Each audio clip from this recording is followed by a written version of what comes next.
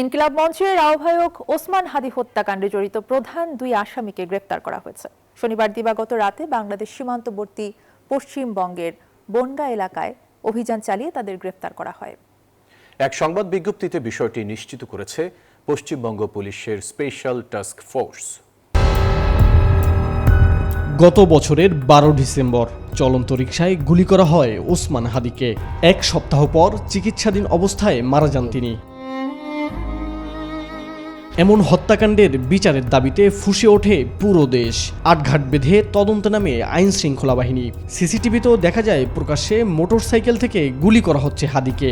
শনাক্ত হয় মূল আসামি। তাদের ধরিয়ে দিতে পারলে 50 লাখ টাকা পুরস্কার ঘোষণা করে অন্তর্বর্তী সরকার। তাকে যদি কেউ ধরে দিতে পারে তার জন্য সরকার 50 লক্ষ টাকা পুরস্কার ঘোষণা করেছে। তবে হঠাৎ বেরিয়ে আসে চাঞ্চল্যকর তথ্য।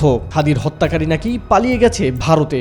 একাধিকবার লাইভে এসেও বক্তব্য দিতে দেখা যায় তাকে। আমি প্রথম শুক্রবার তার সাথে যাই, প্রচারণা করি। এরপর পেরিয়ে গেছে প্রায় 3 মাস।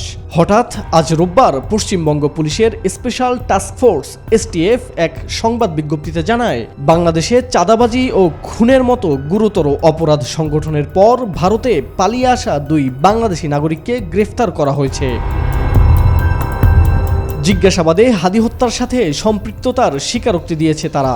ভারতীয় পুলিশ জানিয়েছে, হাদি হত্যার পর মেঘালয় দিয়ে ভারতে প্রবেশ করেছিলেন ফয়সাল ও আলমগীর। গ্রেফতারকৃতরা অবৈধভাবে ভারতে প্রবেশ করে পশ্চিমবঙ্গের বনগাঁও সীমান্ত এলাকায় আত্মগোপনে ছিলেন এবং সুযোগ বুঝে দেশে ফেরার অপেক্ষায় ছিলেন বলে পুলিশের কাছে বিশ্বস্ত তথ্য ছিল।